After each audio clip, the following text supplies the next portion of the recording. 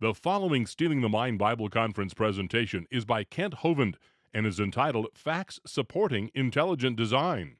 For a free catalog of all of our tapes and books, call Compass at 1-800-977-2177 or on the web at compass.org.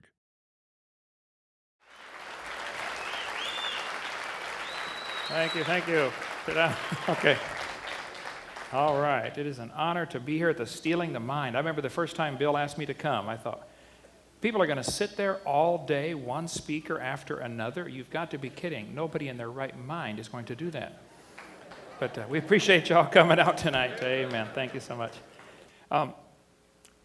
Bill asked me to speak this time on intelligent design or stupid evolution. There appear to be only two choices of how we got here, okay? Somebody designed this place, or it just happened all by itself. And after teaching high school science 15 years, and now I speak over 900 times a year on this topic, it feels like 900 years, I am thoroughly convinced, I've debated 91 times now at universities against evolution. This evolution theory is absolutely the dumbest idea in the history of humanity. I just can't think of anything dumber. All right, so let me give you a little bit of history here. This is not my wife, just a picture of her. And this summer will be 32 years, praise God. And we live in Pensacola, Florida. We had a little hurricane there a couple of months ago, kind of tore up the town pretty bad. I have 3 kids, one of each. And I got them all married off, and the dog died. So I made it. I'm home free, and now have 4 grandkids. And for those that don't know, grandkids are God's reward for not killing your own kids when you thought about it. It'll be worth it. I'll hang in there. It's worth it. Okay, we got quite a family. All of them live right around me, and all of them work in our ministry. We have an amazing crew there. Over 40 people work there at Creation Science Evangelism. 2 of them are here with me tonight. Where's my 2 that are with me tonight? Dan back there in the corner. We're trying to find him a wife. Help me out if you would. And Donnie in here somewhere. Donnie over there works in our ministry, does PR work. So God sends us the neatest people sometimes. And sometimes, you know, I like what Chuck Missler said. Somebody called him and said, "How many people work in your ministry, Chuck?" He said, "Oh, about half of them." We got quite a crew. We have boot camp coming up this May. We were supposed to be in September when Hurricane Ivan decided to come in and tore up the town. I mean, it's incredible, the damage it did to that Pensacola. But we're doing fine. We were up and running a few days later on generators, and then when we turned the power back on to our buildings 8 days later, the neutral line was broken up in the tree. So everything in the building got a 220-volt jolt, which burned out the phone system, light ballasts, $30,000 damage from turning the power back on. We were doing better off running on generator. But anyway, we're up and doing fine. There appear to be only 2 philosophies and 2 options of how we got here: creation and evolution. If creation is true, then God created man. If evolution is true, man created God. These 2 theories are absolutely polar opposite. Somebody is wrong. Evolution says we're getting better. Someday we will become like God. Satan said to Eve in the Garden of Eden, "Hey, Eve, if you eat off that tree, ye shall be as gods." And that's what the whole evolution theory is all about. The Bible says quite the opposite. The Bible says God made man in his own image. Evolution says we started like a rock and we're slowly getting better. The Bible says we started in God's image. And people used to live to be over 900 years old, according to the Bible. Did you know you could learn a lot in 900 years? Many people have never even thought of this, but did you realize Adam spoke every language in the world? Well, there was only one, but the Bible says we're made in God's image, and things are getting worse. I mean, we started off living longer, getting bigger, much smarter, and now things are basically falling apart. You don't have to be a genius to look around and see it, you know? So the 2 philosophies are absolutely so different. If creation is true, man was made in God's image. The original man was huge, smart, disease-free, and designed to live forever. But man sinned and brought death into the world. If evolution is true, man evolved from animals without a creator or a designer, and original man was small, dumb, poorly designed, and doomed to die early, and millions of years of death brought man into the world. I can't think of any 2 philosophies that could possibly be more opposite than these 2. So people say, what about the cavemen? I mean, is it possible for apes to turn to humans? They teach the kids, this is grandpa. I mean, is it possible for an ape-like creature to turn to a human?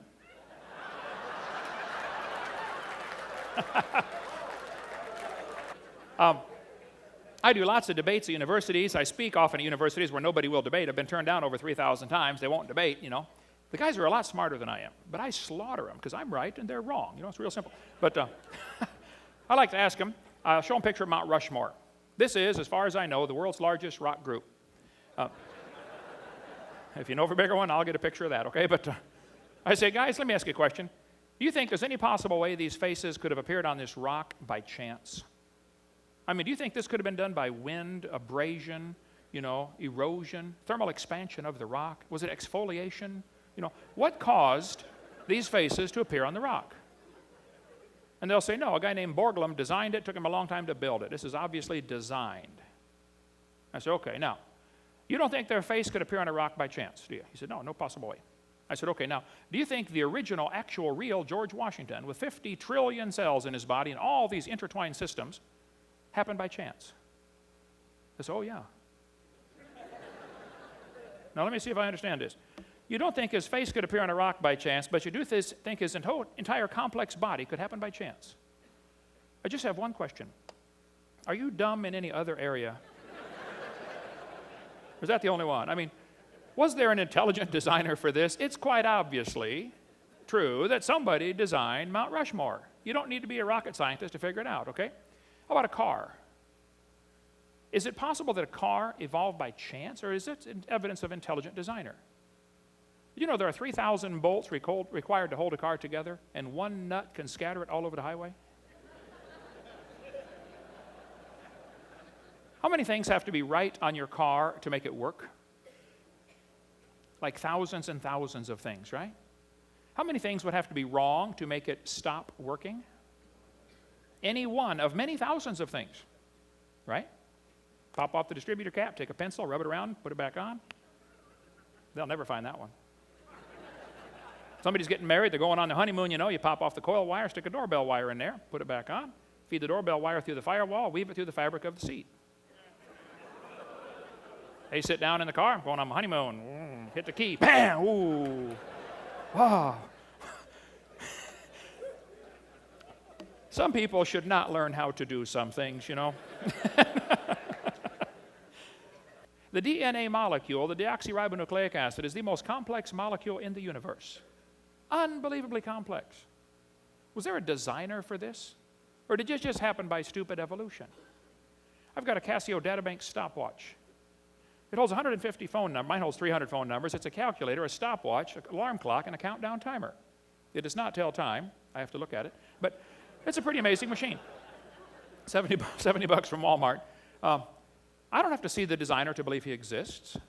I was in Japan a couple years ago preaching over there. I never did see the guy who made the Casio databank watch. But it says on the back, made in Japan, and I believe it. Is it logical for me to stand here in California and say, I believe there's a watch designer in Japan that made this thing? Is that logical, even though I've never seen him? Yeah.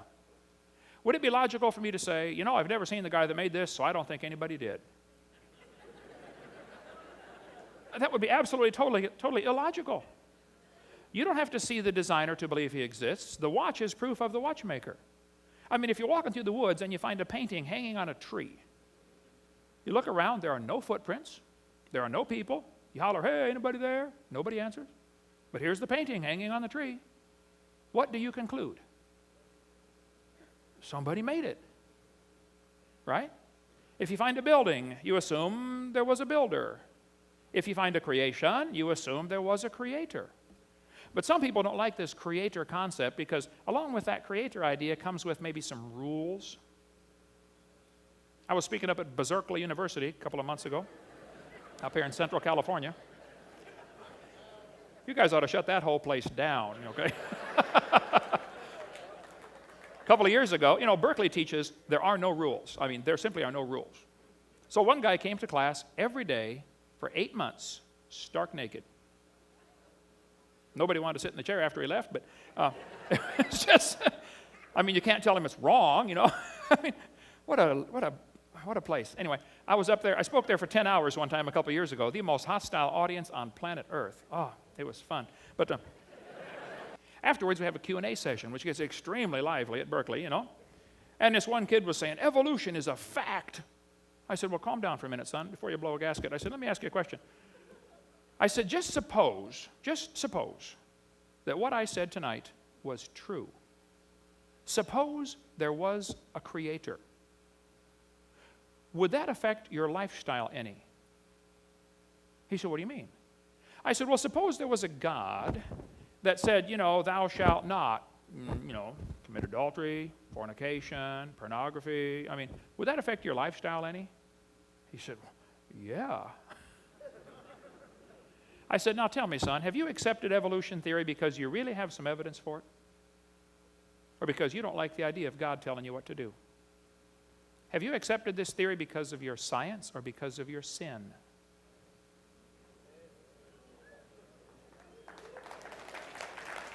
He said, well, I've accepted evolution because I'm horny. I said, thank you, son. Have a seat. Next question, please. Okay. That's what he told me. Was there an intelligent designer for a watch? Of course there was. It's interesting. Evolutionists argue against design using arguments they designed. Think about that one. I like Michael Behe's book, Darwin's Black Box, classic book. Now, he's not a young earth creationist by any means. If he keeps reading his Bible, he will be. But I tell everybody, you keep studying, pretty soon you can all be an independent Baptist, But when you get to the top of the mountain of truth. But he wrote a great book explaining the complexity of things. He's got a whole chapter discussing the hair on a bacteria. It's phenomenal, Whole chapter describing a hair. This hair is attached to a little motor. That motor turns 100,000 RPM. Now, I led a guy to the Lord in Connecticut. He got saved in my seminar once. He was third in the nation racing motorcycles. A year later, I was preaching up there in Connecticut, and he came and he said, oh, Brother Hovind, my life has totally changed. Praise God, this is great. I'm a Christian now. He said, let me take you out to breakfast tomorrow. I said, all right, that'd be great, brother. He said, I'll bring some of my bikes, and you can test drive one. I said, okay. He pulled up with his trailer and his van and backed out his Honda 900 that had been blueprinted and stroked and bored and balanced, and I'm not sure what all they had done to that thing, but it was not your normal Honda 900. I have a Honda 250. He said, try it out, Brother Hovind. I said, okay. I put it in first gear and took off. Oh, it just about broke my neck. I thought, wow. Hit second gear and boom. I was just about to drop it into third when I glanced down and realized I am going 90 miles an hour in second gear, and it has 6 gears. I brought it back. I was shaking like a leaf. I said, man, they don't make Band-Aids big enough. You know what happens if you fall off this thing at 90 miles an hour? I said, what's the fastest you've ever fallen off? He said, 120. I said, what's it like to fall off a motorcycle at 120 miles an hour? He said, well, it gets hot, because you're sliding, so you have to keep turning different parts of your body down to the... that was a really, really fast bike, but it only turned like, 14,000 RPM. Can you imagine 100,000 RPM on a bacteria? And that motor is so tiny, if you took one of your hairs and chopped it off, 8 million of the motors would fit on the stump of your hair. Unbelievably complicated. We could talk a long time about the motor, but is this thing designed, or did it just evolve by chance? Was there an intelligent designer for this? Even the model had to have an intelligent designer. Certainly the real thing had to. How can anybody in their right mind say this thing happened by chance? I must confess, after speaking on this topic thousands and thousands of times and doing 8,000 radio and TV call-in talk shows and all kinds of debates, I can't comprehend how they are coming to the conclusions they come to. I debated one professor and I said, sir, the human brain has got to be one of the most complex things in the universe. There are more connections in your brain than there are electrical connections in the entire world. How many electrical connections have been made to make all the wiring systems, including all the machines and computers on this planet? Like bazillions of them? Your brain has more than that. I said, do you believe the human brain is nothing but 3 pounds of chemicals that happen by chance over billions of years? He said, yes, I do. I said, then how can you trust your thoughts and the conclusions you come to?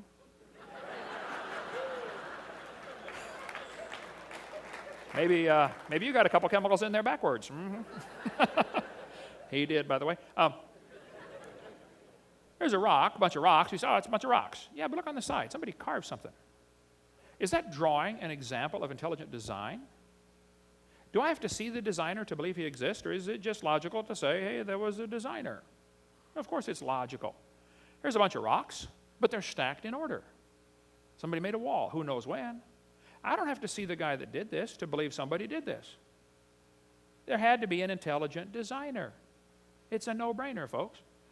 Our dinosaur Adventureland in Pensacola, is that a result of just random chance? Hurricane blew through, got all done. Wow, there's a 3-story building there. Are the displays in the museum as a result of chance? Is this baby a result of just blind chance? There are 2 basic philosophies of life. Creation view says God made everything 6,000 years ago. 4,400 years ago, there was a big flood. Destroyed the world, dropped everybody's property value to 0. The evolution view says, oh no, it all started 20 billion years ago with a big bang. Basically only 2 views, creation and evolution. People say, wait, isn't there a third option? What about theistic evolution? Couldn't God use evolution to create the universe? The compromise. Well, the God that would need to use evolution is cruel, wasteful, stupid, deceitful. He's not the God of the Bible, that's for sure. Jacques Monod said, natural selection is the blindest and most cruel way of evolving new species in more and more complex and refined organisms. The struggle for life and elimination of the weakest is a horrible process against which our whole modern ethics revolts. An ideal society is non-selective, one where the weak is protected, which is exactly the reverse of the so-called natural law. I'm surprised that a Christian would defend the idea that this is the process which God more or less set up in order to have evolution. I'm surprised too. Why would you blame that on God? Evolution's a cruel process. Depends what you mean by God. People say, I think God used evolution. I said, well, you can believe that if you want, but you don't have the God of the Bible. I debated Hugh Ross for 3 hours. I said, look, you're talking about a different God. When you say God needed billions of years, you got a different God than I do. You're not, Osama bin Laden believes in God. It's not the same God I believe in. The Mormons believe in God. It's not the same God I believe in. A lot of folks claim they believe in God, and the God that would use evolution is not the God of the Bible, okay? The clear teaching of the Bible is nothing like the evolution theory. See, evolution nullifies the need for the death of Christ. If man is a result of millions of years of slow, gradual evolution through death, see, people don't realize survival of the fittest has a flip side. It's called death of the unfit. I mean, if one animal evolves a little better than the rest, what must happen to the rest of them to make this work? They all got to die. Or else that new improved gene is going to get blended back into the population. Right? It's going to get swamped. So they got to die. And you follow that philosophy just for a few seconds and you become Adolf Hitler. Like, hey, let's speed up this process. Let's figure out who the inferiors are and wipe them out. That's exactly what Hitler was doing. He honestly thought he was helping the world eliminate the inferiors. See, if evolution's true, there's no need for the death of Christ. And there's no evidence for evolution anyway. So why should I take my perfectly good Bible, which has never been proven wrong, and compromise it with a stupid theory that's never been proven right? I don't see any room to compromise. Sorry about that. So I'm going to share with you a couple of reasons in the short time Bill gave me this time of why I think evolution is stupid. He asked me a year ago to speak on this topic, why evolution is stupid. I want to share some more reasons why evolution is stupid. Let's define some terms. Stupid, lacking normal intelligence. Foolish, silly, a stupid idea. I think it lacks normal intelligence to believe we all came from a rock 4.6 billion years ago. I debated Massimo Pigliucci, who's a University of Tennessee botany professor at Knoxville, Tennessee. Throughout the debate, I kept saying, Dr. Pigliucci, I showed the evolution timeline, 20 billion years ago, Big Bang, 4.6 billion years ago, the Earth cooled down, formed a hard rocky crust, and then over millions of years, it rained on the rocks and turned them into soup, and the soup came alive 3 billion years ago. I said, Dr. Pigliucci, do you believe we came from a rock? And he avoided the question, went on to something else. About 10 times in the debate, I said, do you believe you came from a rock? Finally, he said, would you stop asking that question? I said, as soon as you answer it. Just answer the question, please, please. Do you believe you came from a rock? I'll give you all the bazillions of years you want to throw in between, but is your ancestor, your great-great-great-great-great-great-great-great-great-great-grandpa, a rock? Do you believe you came from a rock? I just want to know. He said, well, not directly. Thank you, thank you. That's all I wanted to know. Okay. Yes. Of course, that's what they believe. I collect science books, and I like science. And Christians are not against science. We like science. But there's some just flat, stupid ideas in some of these books. Richard Dawkins, who refused to debate me when I was over there in England 2 years ago, he said it's absolutely safe to say if you meet someone who claims not to believe in evolution, that person is ignorant, stupid, or insane, or wicked. Sounds like he's open-minded, doesn't it? Well, let's define some terms. The word evolution has 6 different meanings, and I've learned if you're going to win the debate on evolution, the first thing you have to do is define what you're talking about. If you don't define what you're talking about, you're not going to get anywhere. And this is what's happening in school districts all across the country. I see it happening in Pennsylvania and Georgia and Kansas just in the last few months. They say, we're going to put a sticker in the front of the book that says evolution is just a theory. And what they don't realize, I mean, I like their spirit. I'm glad for what they're doing, and I don't want to fight them at all, but they're barking up the wrong tree. If you're not going to define what you mean by evolution, your little sticker is not going to go anywhere, and some judge is going to order it taken out, okay? There's a much better approach to this evolution in the schools. Well, the first approach is get your kids out, okay? Get them out of there. Isolate them. If you can't isolate them, then insulate them, okay? Give them something to put up, give them something to survive in there. I speak in a lot of public schools on creation. It's surprising. They just invite you right in. Get in there and speak on creation. But I was over in Russia, and they spoke in a public school, and they said, would you please tell our kids how to get saved? They probably never heard this before. I said, what? They said, yeah, we got a room seats 400. There's going to be 700 high schoolers in there, and you got them for 2 hours. I thought, oh, brother. Yeah, I mean, it was dead quiet. 2 hours. Those kids packed in that room. 300 of them standing around the back wall. They said, the principal said, we want you to explain to the kids how to become a Christian because probably none of them have ever heard this before. I said, I'd be honored. I mean, it's just like wide open. Please tell me. And here we got people, trying to say, God's called me to start a new church in Tennessee. Yeah, they only got 4 billion churches in Tennessee. God didn't call you no such thing, okay? Go someplace where they need you, They need you, not some of these other countries. But I've learned in all these discussions, if you want to win the discussion on evolution, you have to simply define what you're talking about. And trying to get a sticker in that just says evolution's a theory is not going to go anywhere. What do you mean by evolution? Are we talking about cosmic evolution? The origin of time, space, matter from the Big Bang? I think that's a dumb idea. Are we talking about chemical evolution? See, they never talk about this, but if the Big Bang theory is true, the Big Bang would have produced some hydrogen, maybe some helium. Okay, well, how did we get these other elements? Do you want me to believe that uranium evolved from hydrogen? They'll say, well, yeah, fusion in stars. Oh, yeah, but you can't fuse past iron, number one. And number two, you got a real serious chicken and an egg problem here because you got to have the star to make the elements and you got to have the elements to make the star. So which came first? Which brings up the question of stellar evolution. Nobody's ever seen a star form. We see stars blow up all the time. It's called a nova or a supernova, but we've never seen one form. And yet there's enough stars out there that we know about that everybody on planet Earth can personally own 11 trillion of them to yourself. Those are the ones we know about. We don't know about the ones that we don't know about. Then there's going to have to be number 4, organic evolution. I mean, somewhere, somehow, life has to start from non-living material. Nobody has a clue how that could happen. One kid, I was in a debate one time, and during Q&A time, he said, Hovind, what are you going to say if scientists create life in the laboratory? What are you going to say then? I said, well, first I would point out they're a long ways from it. I mean, they're nowhere close to producing life in the laboratory. He said, well, yeah, you're right. I said, but let's suppose someday a bunch of intelligent scientists work really hard and spend all our tax dollars and produce life in the laboratory. What would that prove? I said, well, that would prove it takes intelligence to make life. That's what I've been saying all along. Lastly, we have what's called macroevolution, where animals actually change into different kinds of animals. Did you know nobody's ever seen a dog produce a non-dog? Never. Now, you may get a big dog or a little dog, but you're going to get a dog, guaranteed. Okay?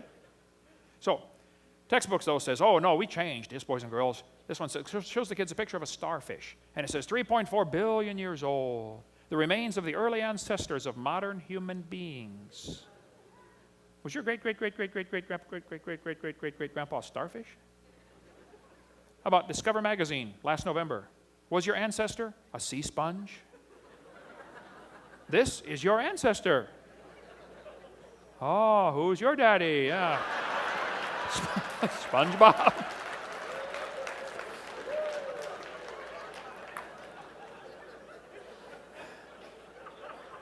Your ancestor was a sponge. You know, there are several levels of dumb in there someplace, you know. This textbook says, boys and girls, the mammals, the birds, and the crocodiles all had a common ancestor. All forms of life have a common ancestor? You've got to be kidding. You don't even see a dog producing on dog, let alone a dog and a tomato have a common ancestor. But the textbook says, all the many forms of life on earth today are descended from a common ancestor, found in a population of primitive unicellular organisms. I say, hold on just a minute. First place, I'd like to point out, there is no such thing as a primitive unicellular organism. If it's alive, it's complicated. Did you know one little paramecium is more complicated than the space shuttle? And you can put thousands of those into one drop of water. The most complex machine ever built by man is the space shuttle. And one little paramecium is a whole lot more complicated than that. Smaller is not simpler. Don't let them feed you that line. Smaller is more complex. I mean, you get a smaller and smaller computer, you got to pay more and more money for it, right? It costs more money to make the thing.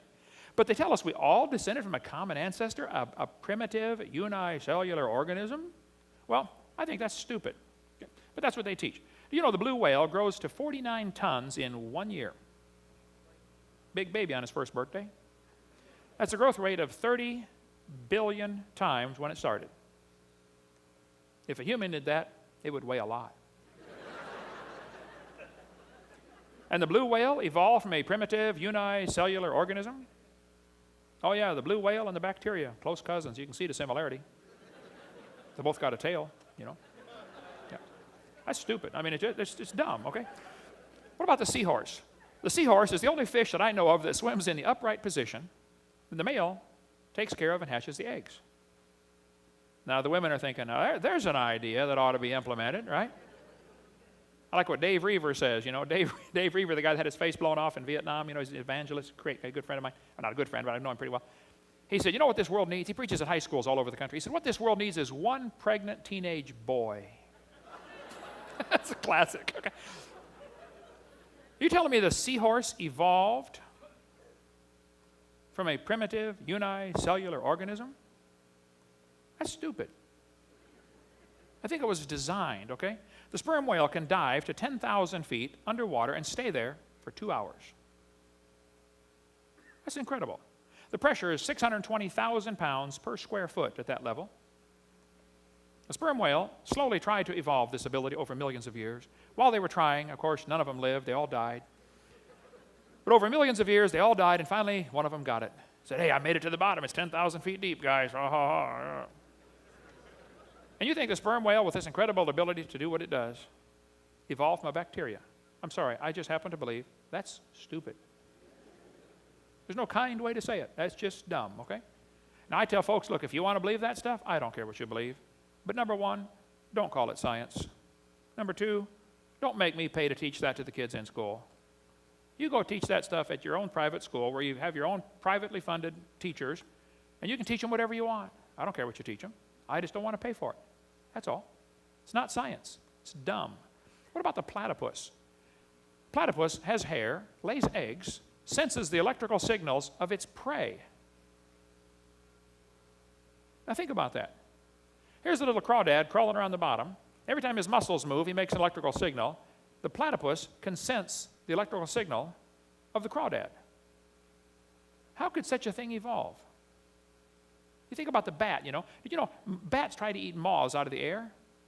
The moth can feel the bat's sonar, or radar, and the moth will drop, fold its wings and drop to avoid the bat. Here you got the bat's got to get this incredibly complex radar to evolve, and in the meantime, the moth has got to get this incredibly complex anti-radar. How did this evolve? The first debate I ever did, I had just been in Pensacola a short time, and I wrote my first ever letter to the editor. I moved there to put my wife through college, and I was going to just work a real job and earn some money and, you know, put the kids through school. And the article came out in the Pensacola News Journal that said, dinosaur bones are found in Montana from 80 million years ago. And I wrote my first ever letter to the editor, and I said, no, they found dinosaur bones, but these are from 4,400 years ago. These are dinosaurs that drowned in the flood in the, you know, the days of Noah. Well, man, you would have thought I had shot the sacred cow. For the next 8 months in the newspaper, it was incredible. I got called everything but a white boy. It was, oh man. And it was a real war going on. Finally, the local university there, University of West Florida, called me up. One of the classes, I forget, a debate class or something. They said, hey, would you like to come do a debate at the university with one of our professors? Well, I had never had a debate in my life except with my wife, and I lost those every time. How many know what I'm talking about? Come on, put your hand up. Okay. You a bunch of cowards. You know what I'm talking about. Okay. Well, so I said, sure, how do you do a debate? I never had a class in it. I know nothing about it. I know I'm right and he's wrong, but, that's about it. They said, well, you send us 30 questions, and he'll send us 30 questions. And we'll put them all in a hat, and we'll draw them out, and we'll just, have a debate. I said, okay. I thought that, it'd be easy. I sent him 30 questions. None of my questions ever got used. It was really strange. I said, the owl has an eyeball that is shaped like a cylinder, like a tin can. The owl cannot move his eyes in his head. They're not round like yours. They're like a cylinder. It's like a telescope. If he's looking at you, he's looking at you, okay? He turns his whole head. Now, he can read the newspaper on the other end of the football field, if he could read and cared what's going on in the world. But I said, now, most animals have a cylinder-shaped eye. It's round, a ball, and it can roll around in the socket. The owl has a spherical-shaped eye. The owl has a cylinder-shaped eye. I said, would you please explain to me how this evolved from spherical to cylindrical? Explain to me how they could see in the meantime, and show me the fossils that prove this. That question never came up. I said, termites eat wood, but they can't digest it. They got little critters that live in their intestines. You talk about tiny. Okay, these critters live in the termites' intestines, and they actually break down the cellulose. Now, the termite cannot live without them little critters, and them little critters can't live outside the termite. So my question is, which one evolved first? And how did it live without the other one? That question never came up either. I thought it was a good question, man. I sent a bunch of questions. Anyway, that was my first debate. Boy, I was scared stiff. I thought, man, this guy's been teaching evolution for 20 years, and it's like shooting fish in a barrel, folks. You got nothing to worry about. The theory is so stupid. You just got to feel sorry for these guys that believe that stuff. Who was the ancestor of the platypus? What did it evolve from? Oh, yeah, it came from a single-celled amoeba. Yeah. If you believe that, I got some property I want to sell you just off the coast of Florida. Yeah. That's stupid. No, they didn't evolve from a single-celled amoeba. How about the bottlenose whale? They can dive 3,000 feet in 2 minutes. A human attempting to dive to 3,000 feet in 2 minutes would have multiple medical problems and die instantly. Bottlenose whale slowly tried to evolve this ability over billions of years. And, of course, none of them survived. They all died until they finally got it. Yeah, it came from a single-celled amoeba. I think that's stupid. I think there had to be a designer. It's just obvious there had to be a designer. The rhinoceros beetle. They had a test. One rhinoceros beetle carried 850 times its own weight. That's like me carrying 17,000 pounds. Don't do the math and figure out what I weigh, okay? What did this thing evolve from? Who's its ancestor? Do you think this beetle with this unbelievable ability came from an amoeba? Single-celled organism? Well, you're welcome to believe that. Honestly, I don't care what you believe, but where's the evidence? Where's the evidence? They say we came from single-celled organisms. That's okay. Where are the two-celled organisms? There aren't any. Isn't it going to go to 2 cells and then 3 cells? Where are they? There aren't any. Interesting. I think it's stupid to believe this happened by chance. The giraffe is incredible. The giraffe has a 2-foot-long heart that pumps its blood up to its head and down to its toes. Really amazing the way the heart of a giraffe works. He bends down and gets a drink. Here's a lion roaring, stands up 17 feet, and doesn't get a headache. One atheist said, giraffes have a long neck so they can reach the leaves at the top of the tree. I said, no, I think they have a long neck so they can reach the ground. They got long legs, too.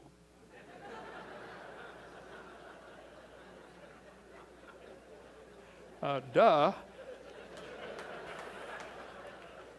The giraffe has this special web of blood vessels to protect his brain from just the pounding pressure that would hit. It would kill him.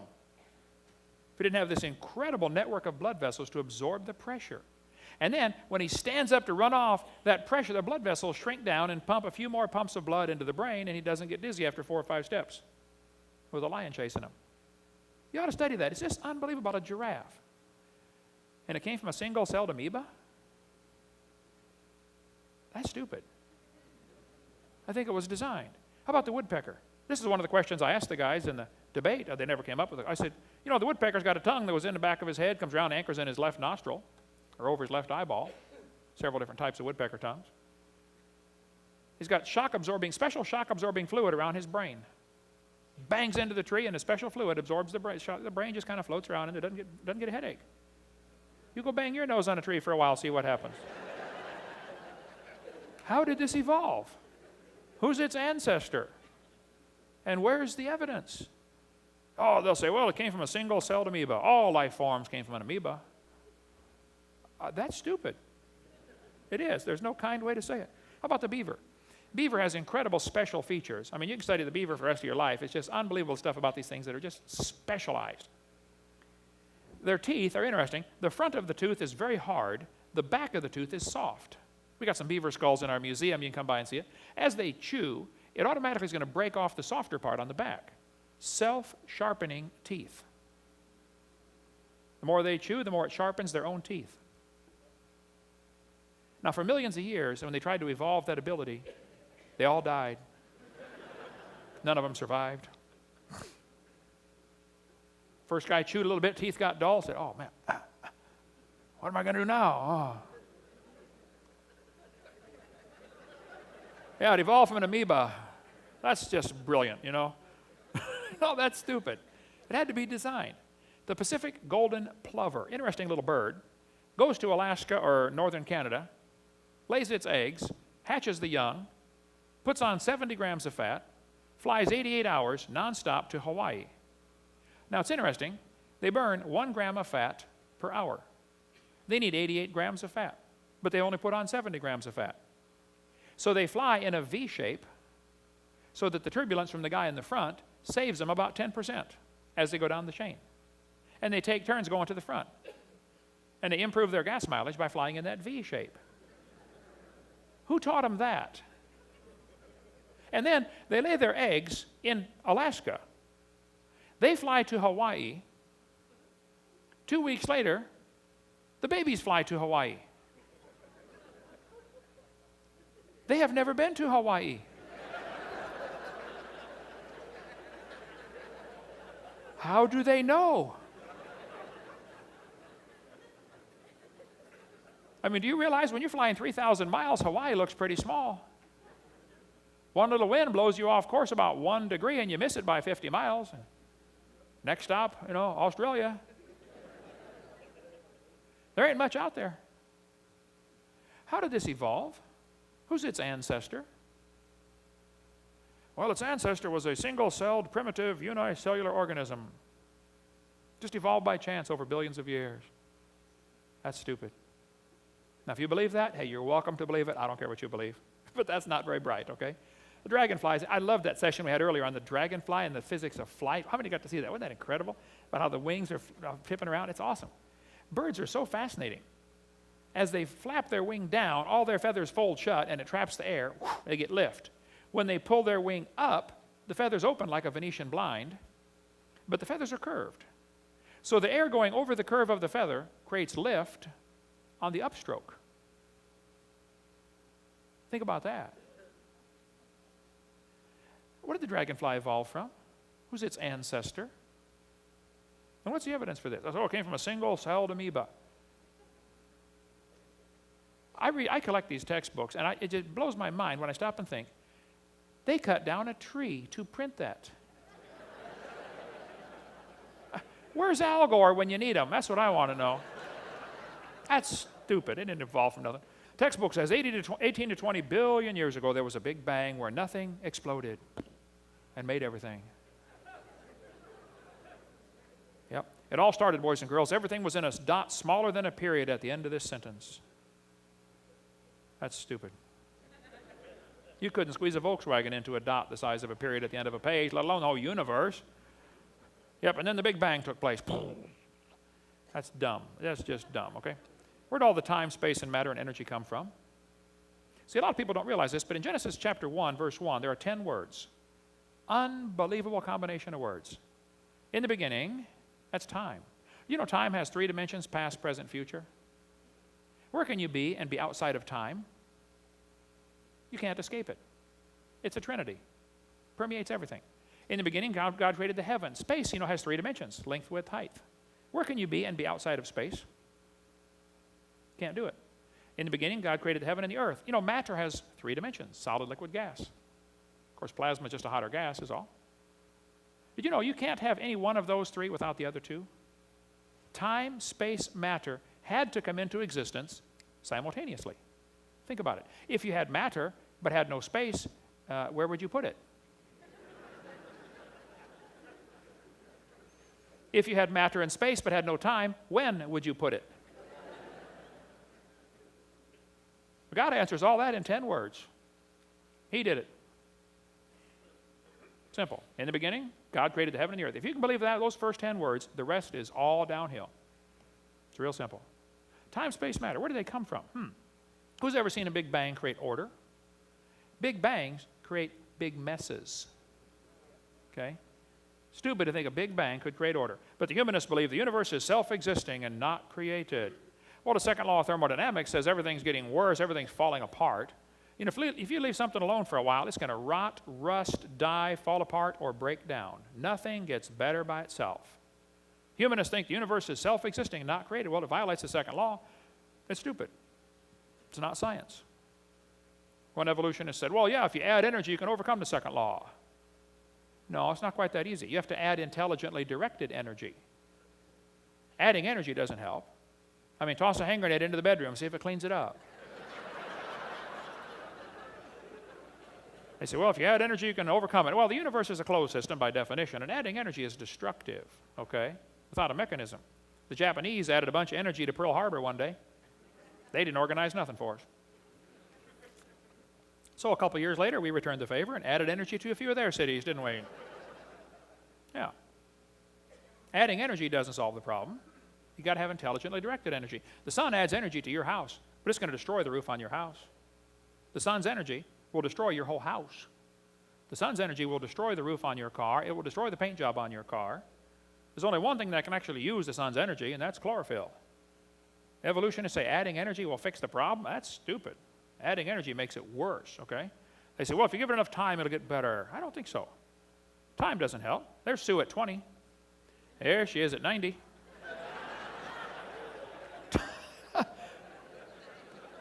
Time makes it worse, okay?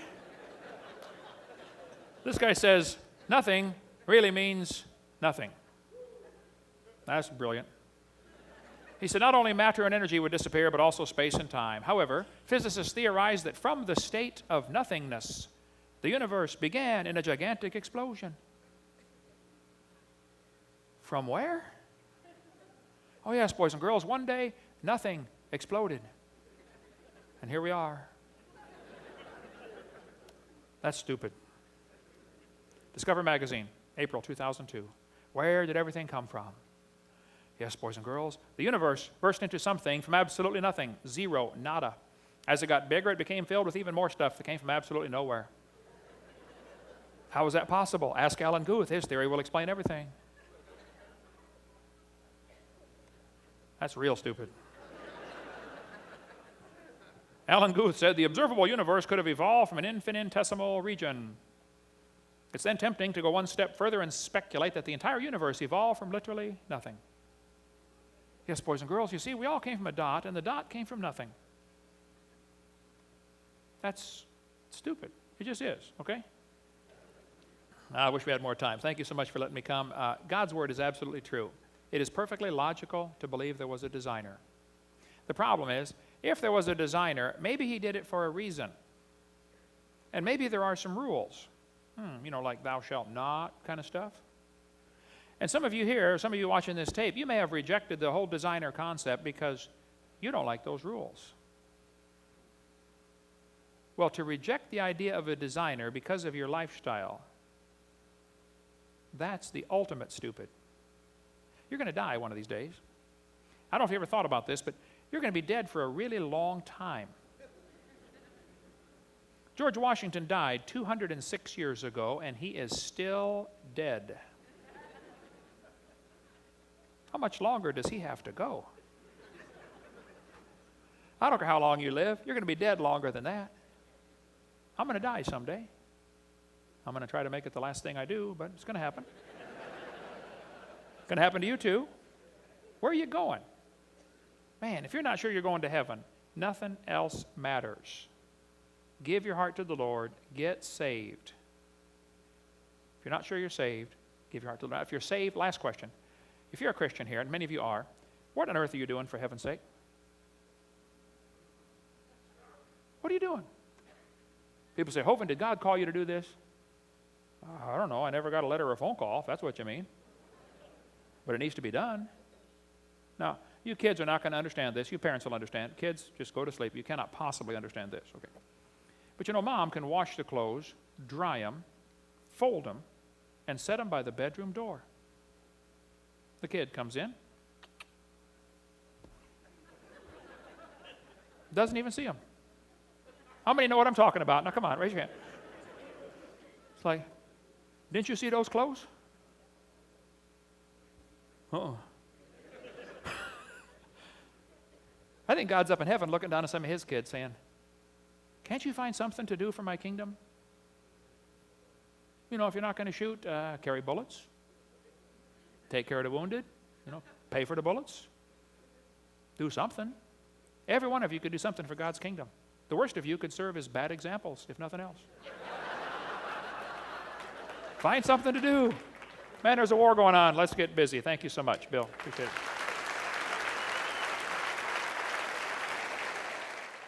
This has been Facts Supporting Intelligent Design, presented by Kent Hovind.